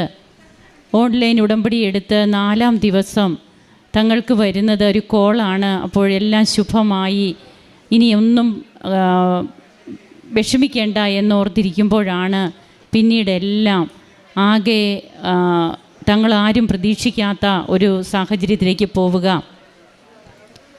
ചെങ്കടലിലൂടെ ഇസ്രായേൽ ജനത്തെ നയിച്ച് ചെങ്കടൽ കടത്തി മോശ സാക്ഷ്യപേടകവുമായിട്ട് ജനത്തെ കൊണ്ടുപോകുമ്പോൾ മാറ എന്ന സ്ഥലത്ത് ജനം വരുന്നുണ്ട്, ദൈവത്തിൻ്റെ തിരഞ്ഞെടുക്കപ്പെട്ട ജനം. അവർക്ക് അവിടെ കുടിക്കാൻ വെള്ളമില്ല. മരുഭൂമിയിലൂടെ 3 ദിവസത്തെ യാത്ര. ജനമാകെ തളർന്നു, മോശയ്ക്കെതിരെ പിറുപിറുത്തു. അവിടെ ജലം ഇവർക്കുണ്ട്, എന്നാൽ അത് കയ്പാണ്. മാറയിലെ ജലത്തിന് കയ്പ്. അപ്പോൾ ജനം മോശയ്ക്കെതിരെ പിറുപിറുക്കു, ഞങ്ങൾ എന്തു കുടിക്കും? ഈജിപ്തിൽ ഞങ്ങൾ കഴിച്ചിരുന്ന ഉള്ളിയും അതുപോലെ ഞങ്ങൾ അനുഭവിച്ചിരുന്ന പല കാര്യങ്ങളും അതൊക്കെ ആയിരുന്നു ഞങ്ങൾക്ക് നല്ലത്. അവിടെ ശവക്കുഴികളില്ലാഞ്ഞിട്ടാണോ ഞങ്ങളെ ഇങ്ങോട്ട് കൊണ്ടുവന്നത്? ഇതൊക്കെ ചോദിച്ച് മോശയ്ക്കെതിരെ കയർക്കുകയാണ് ജനം. അപ്പോൾ മോശ കർത്താവിനെ വിളിച്ച് അപേക്ഷിക്കുന്നുണ്ട്, നീ എന്തിനാണ് ഇങ്ങനെ കരയുന്നത് എന്ന് പറഞ്ഞ് അവനൊരു തടിക്കഷ്ണം അവിടുന്ന് കാണിച്ചു കൊടുത്തു. പുറപ്പാടിൻ്റെ പുസ്തകം 14, 15, 24 മുതലുള്ള തിരുവചനങ്ങളിൽ നമുക്ക് കാണുവാൻ കഴിയും.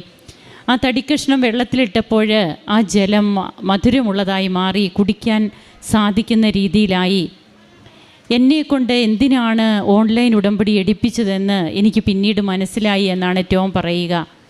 ജീവിതത്തിൽ കയ്പ് വരാൻ പോകുന്നു. അതുവരെയും ത്രില്ലും ചില്ലുമായിട്ട് തങ്ങളുടെ ജീവിതം ഒരു ഉത്സവമായിട്ട് കടന്നുപോയ പ്രതീതി. 2 വർഷമേ ആയുള്ളൂ ഫാമിലി ഒത്തുള്ള ജീവിതം. 10 വർഷം താനൊരു ബാച്ചിലറെ പോലെ ജീവിച്ച് പിന്നീട് തൻ്റെ ഫാമിലി കൂടിച്ചേർന്ന ആ ഒരു സന്തോഷം പങ്കുവെച്ച് അങ്ങനെ ജീവിക്കുമ്പോഴാണ് ഈ കയ്പായ അനുഭവങ്ങൾ തങ്ങളുടെ ജീവിതത്തിലേക്ക് കടന്നു വരാൻ പോകുന്നു. അതാരറിഞ്ഞു? വൈഫ് ഉടമ്പടി എടുത്തിട്ടുള്ളത് കൊണ്ട് കുടുംബത്തെ അമ്മ സംരക്ഷിക്കുന്നു. അങ്ങനെ അമ്മ ഈ മകന് പല പ്രാവശ്യമായി തോന്നിച്ചു എന്നാണ് പറയുക. നീ വലത്തോട്ടോ ഇടത്തോട്ടോ തിരിയുമ്പോൾ നിൻ്റെ കാതുകൾ പിന്നിൽ നിന്നൊരു സ്വരം ശ്രവിക്കും, ഇതാണ് വഴി, ഇതിലേ പോവുക. സങ്കീർത്തനം 32:8 തിരുവചനങ്ങളാണിത്. അങ്ങനെ തനിക്ക് തന്നെ തോന്നാൻ തുടങ്ങി, ഒരു ഉടമ്പടി എടുക്കണം. തൻ്റെ ഉള്ളിലിരുന്ന് ആരോ തന്നോട് പറയുന്നു. അപ്പോൾ പ്രിയപ്പെട്ടവരെ, ഓൺലൈൻ ഉടമ്പടി, അതുപോലെ ലൈറ്റ് ക്യാൻഡിൽ പ്രെയർ റിക്വസ്റ്റ്, ഇതൊക്കെ എത്രമാത്രമാണ് അമ്മ ആദരിക്കുന്നത്, അതിൻ്റെ പവർ എന്തുമാത്രമാണ് എന്നുള്ളത് നാം ഓരോരുത്തരും അനുഭവിച്ചു കൊണ്ടിരിക്കുകയാണ്. ഓൺലൈൻ ഉടമ്പടി എടുത്തതും പിന്നീട് തനിക്ക് തനിക്കും ഒരു ശക്തി കിട്ടുന്നു. താൻ പ്രത്യക്ഷീകരണ പ്രാർത്ഥന അതിനു മുൻപേ ചൊല്ലാൻ തുടങ്ങി. ഉടമ്പടിയെക്കുറിച്ച് താൻ ഗ്രഹിച്ചു എന്താണെന്ന്. അങ്ങനെയാണ് ഓൺലൈൻ ഉടമ്പടി എടുക്കുക. അങ്ങനെ ജീവിതം പിന്നീട് അങ്ങോട്ട് മാറി മറിയുന്ന, എന്നാൽ ഞാൻ നിന്നോട് കൂടെ വരും എന്നുള്ള പുറപ്പാട് എൻ്റെ പുസ്തകത്തിലുള്ള അതേ വാഗ്ദാനം, നമുക്ക് മുമ്പേ ദൂതനെ അയച്ചെല്ലാം ക്രമീകരിക്കുന്ന ദൈവത്തിൻ്റെ കരുതലുള്ള സ്നേഹം, അത് പിന്നീട് എങ്ങനെയാണ് ഉടമ്പടി എടുത്തതിന് ശേഷം ജീവിതത്തിൽ വന്ന തടസ്സങ്ങളൊക്കെ മാറുന്നത്. കേസ് തള്ളിപ്പോകുന്നു. ബഹുമാനപ്പെട്ട VP ജോസഫ് അച്ഛനെ 4 ദിവസം മാത്രം തനിക്ക് അവധി കിട്ടി ഇവിടെ വന്ന് കാണുകയാണ്. ബഹുമാനപ്പെട്ട അച്ഛൻ ഡോക്യുമെൻറ്റ്സ് എല്ലാം മാതാവിൻ്റെ രൂപത്തിൽ സമർപ്പിച്ച് ഈശോയുടെ കുരിശിൻ ചുവടിനോട് ചേർത്ത് വെച്ച് ഈ മക്കൾക്ക് കൊടുത്തുകൊണ്ട് കേസ് ഒന്നുമല്ലാതായി തീരുമെന്ന് പറയുന്നു. പിന്നീട് ഇവരനുഭവിക്കുന്നതും അതാണ്. കേസ് അതെങ്ങനെ പോയി എന്നിവർക്കറിയില്ല. എന്നാൽ തങ്ങൾ തലകുനിച്ച് നിന്ന അതേ ഓഫീസിൻ്റെ മുമ്പിൽ അവർ തന്നെ തങ്ങളെ വിളിച്ച് തങ്ങൾക്കെല്ലാം ഇപ്പോൾ ഫാമിലി PR കിട്ടി, ഫാമിലി PR കിട്ടി, അതുപോലെ തന്നെ നേഴ്സിംഗ് ലൈസൻസ്, അതിനോട് ചേർത്ത് മക്കളുടെയൊക്കെ അഡ്മിഷൻ്റെ കാര്യങ്ങൾ, അങ്ങനെ ഓരോന്നോരോന്നായിട്ട് തങ്ങൾക്ക് എന്തെല്ലാമായിരുന്നോ വേണ്ടിയിരുന്നത് അതെല്ലാം ലഭിക്കുകയാണ്. അങ്ങനെ ഇന്ന് താൻ മനസ്സിലാക്കുന്നു, താൻ ആകെ കണ്ടിരുന്നത്, അതായത് എപ്പോഴും ഫോണിന് അഡിക്റ്റായിരുന്നു. ഒത്തിരിയേറെ ആ ഒരു പാതയിലൂടെ പോയിരുന്ന തൻ്റെ ഫോണൊക്കെ അൺഇൻസ്റ്റാൾ ചെയ്തു. അതായത് താൻ അതുവരെയും ഫേസ്ബുക്ക്, അങ്ങനെ ഓരോന്നിലും ഒത്തിരിയേറെ താൻ ആക്റ്റീവായിരുന്നത് താൻ പോലും അറിഞ്ഞില്ല എന്നാണ് പറയുക ടോം ഇവിടെ പറയുമ്പോൾ. അതൊക്കെ ഞാനാണോ ചെയ്തത്, എന്നെക്കൊണ്ട് ആരോ ചെയ്യിച്ചതാണ്.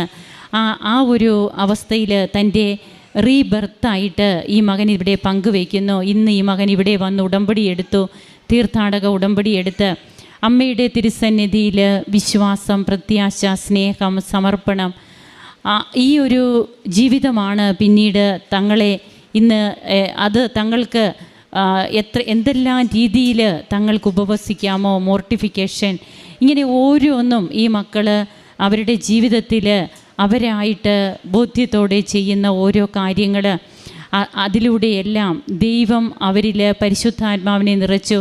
പരിശുദ്ധാത്മാവിൻ്റെ ചലനങ്ങൾ തങ്ങളുടെ ജീവിതത്തിലുണ്ടായി. തിരി കത്തിച്ച് പ്രാർത്ഥിക്കുമ്പോൾ അത് അനുഭവിച്ചു. കൊടുങ്കാറ്റായിട്ട് പരിശുദ്ധാത്മാവ് ജീവിതത്തിൽ വന്നിറങ്ങണമേ എന്ന് താൻ പ്രാർത്ഥിച്ചിരുന്നു എന്ന് ഈ മകളും പങ്കുവയ്ക്കുന്നുണ്ട്. അങ്ങനെ ഇന്ന് ജീവിതത്തിൽ തങ്ങൾക്കൊരിക്കലും സാധ്യമല്ലാതിരുന്ന കാര്യം, സിംഗപ്പൂർ ഗവൺമെൻറ്റിൻ്റെ കാര്യമൊക്കെ പ്രത്യേകം ഇവിടെ പരാമർശിക്കുകയുണ്ടായി. അപ്പോൾ അങ്ങനെ ഒരു ഊരാക്കുടുക്ക് ഇതിൽ നിന്ന് മോചിപ്പിക്കുവാനായിട്ട് സ്വർഗത്തിൻ്റെ അമ്മയ്ക്ക് മാത്രമേ സാധിക്കൂ. അതുകൊണ്ട് തന്നെയാണ് ബോധജ്ഞാനത്തിൻ്റെ സിംഹാസനമേ എന്നും സതുപദേശത്തിൻ്റെ മാതാവേ എന്നുമൊക്കെ നാം ലുത്തിനിയായിൽ അമ്മയെ പാടിപ്പുകഴ്ത്തുന്നത്. അമ്മയ്ക്ക് മാത്രമേ ഈ ജ്ഞാനവരമുള്ളൂ. ആ ജ്ഞാനവരമാണ് അമ്മ ഇതാ കർത്താവിൻ്റെ ദാസി എന്ന് പറയുമ്പോൾ അമ്മയിലേക്ക് നിർഗളിക്കുന്നത് അരൂപിയുടെ പ്രചോദനമായിട്ട്. അങ്ങനെ ഇന്ന് ഉടമ്പടിയിലൂടെ മാത്രം തങ്ങൾക്ക് കിട്ടിയ കൃപയായിട്ട് തങ്ങളുടെ ജീവിതത്തെ സന്തോഷകരമായ രീതിയിൽ ഇവിടെ വന്നു നിന്ന് സാക്ഷ്യം പറയുവാനായിട്ട് കഴിഞ്ഞതിന് നന്ദി അറിയിക്കുകയാണ് ഈ കുടുംബം. ദാവീദിൻ്റെ നന്ദി പ്രകാശത്തോടെ നമുക്കിത് അവസാനിപ്പിക്കാം. ദാവീദ് പറയുന്നു, അടിയൻ്റെ കുടുംബം അങ്ങയുടെ മുൻപിൽ നിന്ന് ഒരിക്കലും മാറിപ്പോകാതിരിക്കേണ്ടതിന് അതിനെ അനുഗ്രഹിക്കാൻ തിരുവുള്ളമാകണമേ. ദൈവമായ കർത്താവെ, അങ്ങ് വാഗ്ദാനം ചെയ്തിരിക്കുന്നു, അവിടുത്തെ അനുഗ്രഹത്താൽ അടിയൻ്റെ കുടുംബം എന്നേക്കും അനുഗ്രഹീതമാകും. 2 സാമുവേൽ 7-ാം അധ്യായത്തിലാണ് നാം ഈ തിരുവചനം കാണുക. നമുക്ക് കരങ്ങളടിച്ച് ദൈവത്തെ മഹത്വപ്പെടുത്താം. ഈശോ മിശിഹായ്ക്ക് സ്തുതിയായിരിക്കട്ടെ. പരിശുദ്ധ അമ്മ പ്രത്യക്ഷപ്പെട്ട ഈ പുണ്യ അൾത്താരയിൽ സാക്ഷ്യം പറയാൻ സാധിച്ചതിന് പരിശുദ്ധ അമ്മയോടും ഈശോയോടും ആദ്യമായി ഞാൻ എൻ്റെ നന്ദി പറയുന്നു. എൻ്റെ പേര് വർഗീസ്, ഇതെൻ്റെ ഭാര്യ ലാലി. എനിക്ക് 2 മക്കളാണുള്ളത്. ഒരു മോള് ബാംഗ്ലൂർ കൽപ്പിച്ചയച്ചു. എൻ്റെ മോന് അവൻ എൻ്റെ കൂടെ തന്നെ വർക്ക് ചെയ്യുന്നു. എനിക്ക് മംഗലാപുരത്ത് കൺസ്ട്രക്ഷൻ വർക്കാണ്. അങ്ങനെ ആദ്യമായി ഞാൻ ഉടമ്പടി എടുക്കുന്നത് 2019 ഫെബ്രുവരി 18-ാം തീയതിയാണ്. സാക്ഷ്യം പറയാൻ താമസിച്ചതിന് ആദ്യമായി പരിശുദ്ധ അമ്മയോടും ഈശോയോടും ഞാൻ മാപ്പ് ചോദിക്കുന്നു. സാക്ഷ്യം പറയാൻ താമസിച്ചാലും തന്നെ ഞാനിവിടെ വരുമ്പോൾ ഇവിടെ വന്ന് പുതുക്കുകയും നേർച്ച വസ്തുക്കളെല്ലാം വാങ്ങിപ്പോവുകയൊക്കെ ചെയ്യാറുണ്ടായിരുന്നു. അങ്ങനെ ആദ്യമായി ഞാൻ വെച്ച 6 നിയോഗങ്ങളിൽ 3 വലിയ കാര്യം എനിക്ക് സാധിച്ചു കിട്ടി. അതിലേറ്റവും വലുത് എൻ്റെ മദ്യപാനമായിരുന്നു. ഒരു 40 വർഷത്തിൽ മേലായി. ചുരുക്കം പറയുകയാണെങ്കിൽ ചെറുതിൽ തന്നെ ഈ ചാച്ചന് കള്ള് മേടിക്കാൻ പോകുമ്പോൾ കുടിക്കുന്ന കൂടെയായിരുന്നു. അങ്ങനെ കുടി മൂത്ത് രാവിലെ മംഗലപുരത്തക്കാരറിയാലോ, അവിടെ ഏത് കടയിൽ എവിടെ ചെന്നാലും കിട്ടും സാധനം. അങ്ങനെ തുടങ്ങും. ഉച്ച കഴിയുമ്പോൾ ഓറഞ്ചൊക്കെ തിന്നിട്ട് വീട്ടിൽ വരും. അവിടെ എന്നാലും കണ്ടുപിടിക്കും. ആ കുടി അങ്ങനെ മൂത്ത് വൈകുന്നേരം ആകുമ്പോൾ പ്രശ്നമാവും. വീട്ടിൽ വരുമ്പോൾ പിന്നെ വഴക്കാവും, പിള്ളേരോട് വഴക്കാവും, ആകെ കൊള്ളാവും. അങ്ങനെ പോയിക്കൊണ്ടിരുന്നു. അങ്ങനെ താമസിക്കുന്ന കൂടാണ്ട് കുറച്ച് സ്ഥലമുണ്ട്, അവിടെ വെച്ചായി വീണ്ടും അടുത്ത കുടികളെല്ലാം. അങ്ങനെ ആ മദ്യപാനത്തിൽ നിന്ന് വിടുതൽ തന്ന പരിശുദ്ധ അമ്മയ്ക്കും ഈശോയ്ക്കും ആദ്യമായി 100 കോടി നന്ദി പറയുന്നു. അതിൻ്റെ ശേഷമാണ് ഇന്ന് ഞാൻ ഈ നിലയിൽ നിൽക്കുന്നത്. ഇല്ലെങ്കിൽ ഞാനിന്ന് ഈ ഭൂമിയിൽ ഉണ്ടാവില്ല. 40 വർഷമായിട്ട് കുടി ഇവിടെ വന്ന് കൃപാസനത്തിൽ വന്ന് കാല് കുത്തിയതിൻ്റെ അന്ന് നിർത്തിയതാണ്. തലേദിവസം കൂടി ഞാൻ പൂച്ചാക്കലും തൈക്കാശ്ശേരി എന്നൊക്കെ എൻ്റെ അളിയൻ്റെ കൂടെയൊക്കെ നടന്ന് കുടിച്ച ഒരാളാണ്. കുടി തുടങ്ങിയാൽ രാത്രി ചെല്ലുമ്പോൾ ഒരു 12 മണി. അത് പിന്നെ പറഞ്ഞിട്ട് കാര്യമില്ല. അതിൻ്റെ സത്യാവസ്ഥ അറിയണമെങ്കിൽ അവയ്ക്കേ അറിയാവുള്ളൂ. അവൾക്ക് അറിയാത്ത ദിവസങ്ങളില്ല.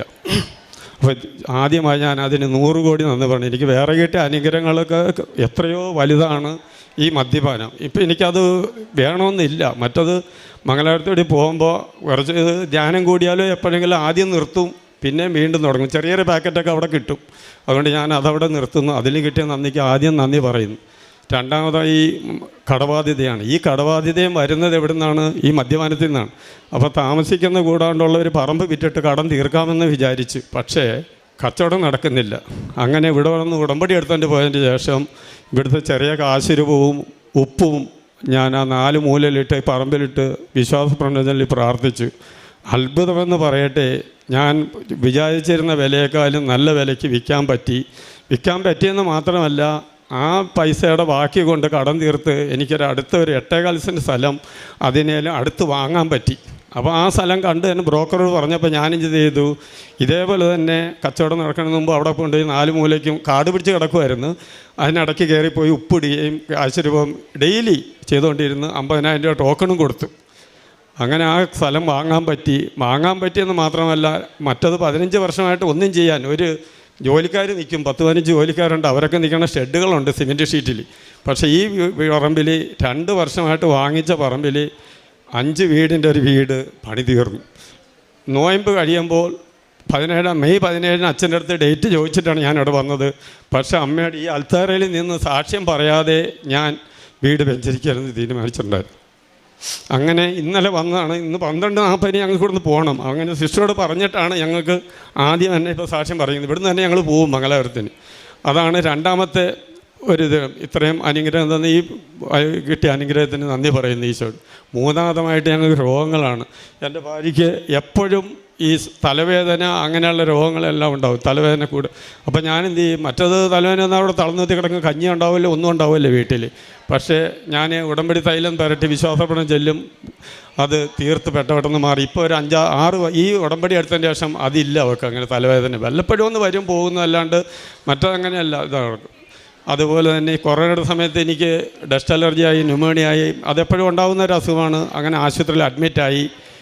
ഇത് 3ാമത്തെ നിയമമാണ് എൻ്റെ. അത് അഡ്മിറ്റായി ന്യൂമോണിയ മൂത്ത് കൊറോണ വാടിക്കൊണ്ട് തന്നെ എന്നെ കടത്തി. കൊറോണ കടത്തിയപ്പോൾ ഇവർ പറഞ്ഞ് സമ്മതിക്കത്തില്ല, അങ്ങേർക്ക് കൊറോണ ഇല്ലല്ലോ എന്ന് പറഞ്ഞു. KMC ആശുപത്രിയിലാണ് മംഗലാപുരത്ത്. അങ്ങനെ കൊറോണ കിറ്റൊക്കെ ഇട്ട് ഇവളെയും മകനെയൊക്കെ കടത്തി ഒരു AC റൂമിൽ കടത്തി വിട്ടു. അങ്ങനെ ഞാൻ അവിടെ കിടക്കുന്ന സമയത്ത് ഒരു കൊറോണ രോഗീനെയും കൊണ്ട് വരുന്നതാണ് വീൽ ചെയറിൽ. അപ്പോൾ പറഞ്ഞ് ഞങ്ങൾ സമ്മതിക്കാമെന്ന് പറഞ്ഞ് ഈ കാശുരൂപം പിടിച്ചുകൊണ്ട് ഞാൻ പ്രാർത്ഥിച്ചു. ആ മനുഷ്യൻ ഡോറിൻ്റെ വാതിക്ക് വന്നിട്ട് പറയുകയാണ്, എനിക്ക് AC റൂം പറ്റിയല്ല എന്ന്. അങ്ങനെ അതൊരു അത്ഭുതമാണ് അവിടെ നടന്നത്. അങ്ങനെ ഒത്തിരി രോഗസംബന്ധമായ അത്ഭുതങ്ങൾ എനിക്ക് കിട്ടിയിട്ടുണ്ട്, പറഞ്ഞറിഞ്ഞാൽ തീരാത്ത. ഇന്ന് വൈകുന്നേരം വരെ നിന്ന് തീർന്നാലും അനുഗ്രഹമില്ല. ഇതെല്ലാം ഈ ഉടമ്പടിയിൽ നിന്നാണ് എനിക്ക് കിട്ടിയത്. മോനാണെങ്കിലും ഇപ്പോൾ എൻ്റെ കൂടെ ഹെൽപ്പ് ചെയ്യുന്നു. എനിക്ക് ഒരു മറ്റതങ്ങനെയല്ല, ജോലിക്കാരെല്ലാം മദ്യവെച്ച് ഇപ്പം എല്ലാത്തിൻ്റെയും തുടക്കം ഈ മദ്യപാനം തന്നെയാണ്. അത് കഴിഞ്ഞ് രാവിലെ തുടങ്ങി വൈകുന്നേരം ആകുമ്പോൾ പിന്നെ പണിസ്ഥലത്ത് പോയി കഴിഞ്ഞുള്ള ഞാനാണ് വലിയ ആളെന്നുള്ള രീതിയിൽ തുടങ്ങും. വീട്ടുകാരായിട്ട് വഴക്കുണ്ടാവും, ജോലി സ്ഥലം പോകും, ജോലിക്കാരുണ്ടായാല. ഇപ്പം അങ്ങനെയല്ല, എല്ലാം നല്ല കറക്റ്റായിട്ട് നടക്കുന്നു. എൻ്റെ മോനാണെങ്കിലും സൈറ്റിൽ അവന് ഇഷ്ടമല്ല ഈ മദ്യപിച്ചുകൊണ്ടൊക്കെ ഞാനും വരുമ്പോൾ അവന് അങ്ങനെ. ഇപ്പോൾ അങ്ങനെയല്ല. ഇന്നിപ്പോൾ എൻ്റെ സൈറ്റ് നോക്കുന്നത് അവനും സിവിൽ എഞ്ചിനീയറാണ്. അവനാണ് ഇപ്പോൾ എല്ലാം നോക്കിക്കൊണ്ടിരിക്കുന്നത്. അങ്ങനെ എനിക്ക് തന്ന 100 അനുഗ്രഹങ്ങൾക്ക് ഒരിക്കൽ കൂടി നന്ദി പറഞ്ഞുകൊണ്ട് എൻ്റെ സാക്ഷി ഞാൻ ഇവിടെ നിർത്തും. ഞാനിവിടെ പ്രേക്ഷിത പ്രവർത്തനം എന്ന് പറഞ്ഞെന്നാൽ അവിടെ ഒത്തിരി കാരുണ്യഭവനങ്ങളെല്ലാം ഉണ്ട്. അവിടെയെല്ലാം ഞാൻ പോയി സഹായിക്കും. രണ്ടാമത് വല്ല രോഗികൾ തളർന്നു കിടക്കുന്ന അവിടെ ഇവിടെ അല്ലാണ്ട് അവർക്കും വേണ്ട പോലെ ചെയ്യും.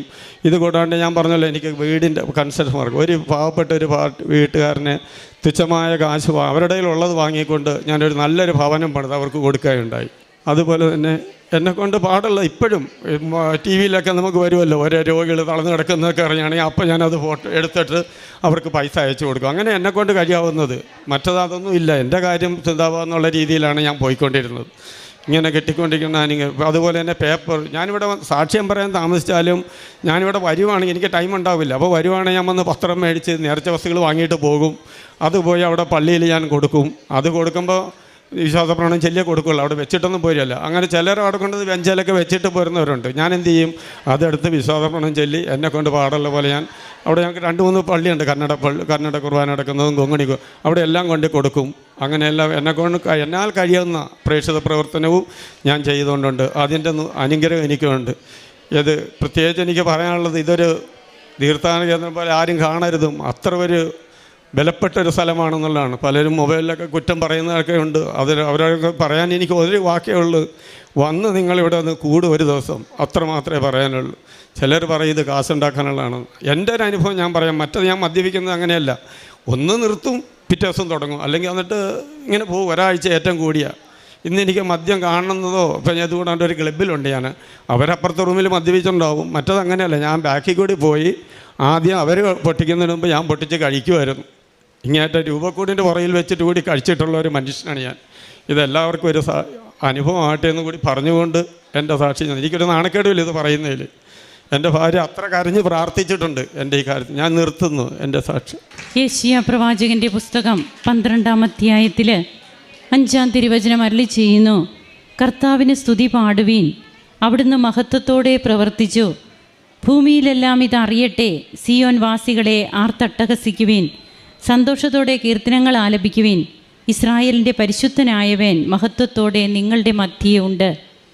CJ വർഗീസ് തൻ്റെ ജീവിത പങ്കാളിയുമായിട്ട് വന്ന്, ഇത് ഞാൻ ഇന്നിവിടെ നിൽക്കുന്നത് എന്നെ ദൈവം തൊട്ടതിൻ്റെയും ദൈവിക ഇടപെടലുകൾ എൻ്റെ ജീവിതത്തിലുണ്ടായതിൻ്റെയും ഫലം ഒന്ന് മാത്രമാണെന്ന് ഈ മകൻ നമ്മോടെല്ലാവരോടും കൂടി പ്രഘോഷിക്കുകയാണ്. ദൈവമഹത്വമാണ് ഈ മകൻ ഇവിടെ പ്രഘോഷിക്കുക. താൻ എങ്ങനെയായിരുന്നു, തൻ്റെ ജീവിതം എങ്ങനെ, എന്നാൽ ഇന്ന് താൻ എങ്ങനെയുള്ള വ്യക്തിയാണ്. കഴിഞ്ഞ കാര്യങ്ങൾ നിങ്ങൾ ഓർക്കുകയോ പരിഗണിക്കുകയോ വേണ്ട. ഇതാ ഞാനൊരു പുതിയ കാര്യം ചെയ്യുന്നു, അത് മുളയെടുക്കുന്നത് നിങ്ങൾ അറിയുന്നില്ലേ. ഞാൻ വിജനദേശത്തൊരു പാതയും മരുഭൂമിയിൽ നദികളും ഉണ്ടാക്കും. തിരുവചനം നമ്മോട് അരുളി ചെയ്യുമ്പോൾ ഇവിടെ അത് അന്വർത്ഥമാവുകയാണ് കൃപാസനത്തിൽ. ഇന്ന് ഈ മകൻ്റെ സാക്ഷ്യമാണെങ്കിൽ ഇവിടെ പറയുന്ന ഓരോ സാക്ഷ്യങ്ങളും ആ വ്യക്തികൾ തന്നെയാണ് ഇവിടെ വന്ന് വളരെ വ്യക്തമായിട്ട് നമ്മോട് പങ്കുവയ്ക്കുക. ഇത് ഒരു മൂന്നാമത്തെ വ്യക്തി നമ്മോട് വന്ന് പറയുന്നതല്ല. ആ വ്യക്തികൾ തന്നെ അവരനുഭവിച്ച ദൈവിക കൃപ അവർക്കത് പറയാതിരിക്കാൻ പറ്റുന്നില്ല. അങ്ങനെ താൻ ഇന്ന് ട്രെയിനൊക്കെ ഏത് സമയത്താണെന്നൊക്കെ പറഞ്ഞു, എങ്കിലും സാക്ഷ്യം പറഞ്ഞിട്ടേ പോവുകയുള്ളൂ. ആ ഒരു തീരുമാനത്തിൽ അമ്മയുടെ തിരുനടയിൽ വന്ന് സാക്ഷ്യപ്പെടുത്തുന്നു. എല്ലാറ്റിനും കാരണം തൻ്റെ മദ്യപാനമായിരുന്നു, കുടുംബ ഭദ്രത ഇല്ലാതായതും രോഗങ്ങളും എല്ലാറ്റിനും. എന്നാൽ ഇന്ന് താൻ മറ്റൊരു വ്യക്തിയാണ്. താൻ ധ്യാനങ്ങൾ കൂടിയിട്ടുണ്ട്. അത് കുറച്ച് നാളത്തേക്ക് വീണ്ടും താൻ ഇത് തന്നെ ഈ പാത തന്നെ പിന്തുടർന്നു. എന്നാൽ ഇന്ന് അങ്ങനെയല്ല, ഇനി അങ്ങനെ ആയിരിക്കില്ല. അതുകൊണ്ട് തന്നെയാണ് ഭൂവാസികളെ ആർത്തട്ടഹസിക്കുവനെന്ന് തിരുവചനം നമ്മോട് അരുളി ചെയ്യുന്നത്. അങ്ങനെ കിട്ടിയ കൃപകൾ, അതുപോലെ തൻ്റെ സ്ഥലം വിൽക്കാതിരുന്നതും പിന്നീട് നേർച്ച വസ്തുക്കൾ ഉപയോഗിച്ച് വിറ്റുപോകുന്നു. വീണ്ടും നല്ല ഒരു ഭവനം തങ്ങൾക്ക് പണിയുന്നതിന് വേണ്ടിയിട്ടുള്ള കൃപ ദൈവം നൽകി. ഇതൊക്കെ പൈസയുണ്ടായിട്ടും വർഷങ്ങളായിട്ടും തനിക്ക് ചെയ്യാൻ പറ്റാതിരുന്ന കാര്യങ്ങൾ ഇന്ന് അതിനൊക്കെ ഉടമ്പടി എടുത്തു കഴിയുമ്പോൾ ഉടനടി പരിഹാരം എന്നുള്ളത് തൻ്റെ ജീവിതത്തിൽ അനുഭവിച്ചറിഞ്ഞു. ഇന്ന് തൻ്റെ കൂദാശ ജീവിതം ബലിഷ്ടമുള്ളതാണ്, ബലമേറിയതാണ്. അതുപോലെ കാരുണ്യ പ്രവർത്തനങ്ങൾ, പ്രേക്ഷിത പ്രവർത്തനം, അതിനൊക്കെ പ്രത്യേകമായിട്ട് സമയവും ആരോഗ്യവും പൈസയും ഒക്കെ താൻ മാറ്റിവെക്കുന്നു. അങ്ങനെ മറ്റുള്ളവരെ ഇന്ന് ഇങ്ങോട്ട് കൊണ്ടുവരണം, അവർക്ക് തൻ്റെ ജീവിതത്തിലൂടെ നന്മകൾ ചെയ്യണം എന്ന ഒരേ ഒരു ലക്ഷ്യം മാത്രമേ ഇന്ന് ഉടമ്പടി എടുത്ത ഈ മകനുള്ളൂ. അതുകൊണ്ട് തന്നെയാണ് റോമാക്കാർക്ക് എഴുതിയ ലേഖനം 5 പറയുന്നുണ്ട്, ദൈവമഹത്വത്തിൽ പങ്കുചേരാമെന്ന പ്രത്യാശയിൽ നമുക്ക് അഭിമാനിക്കാം. മാത്രമല്ല നമ്മുടെ കഷ്ടതകളിലും നാം അഭിമാനിക്കുന്നു. തൻ്റെ കഷ്ടതകളിലൂടെ, അതായത് താൻ തന്നെ ഉണ്ടാക്കി വെച്ച കുറേ കാര്യങ്ങൾ അത് തനിക്ക് ബോധ്യത്തോടെ മനസ്സിലാക്കുവാനും ഇന്ന് നല്ല ഒരു കുടുംബനാഥനായിട്ട് ദൈവിക പദ്ധതിയോട് ചേർന്ന് പോകാമെന്ന പ്രതീക്ഷയിലും മുമ്പോട്ട് പോകുന്ന ഈ കുടുംബത്തോടൊപ്പം നമുക്കും കരങ്ങളടിച്ച് ദൈവത്തെ മഹത്വപ്പെടുത്താം. ഈശോയെ നന്ദി, ഈശോയെ സ്തുതി, ഈശോയെ ആരാധന.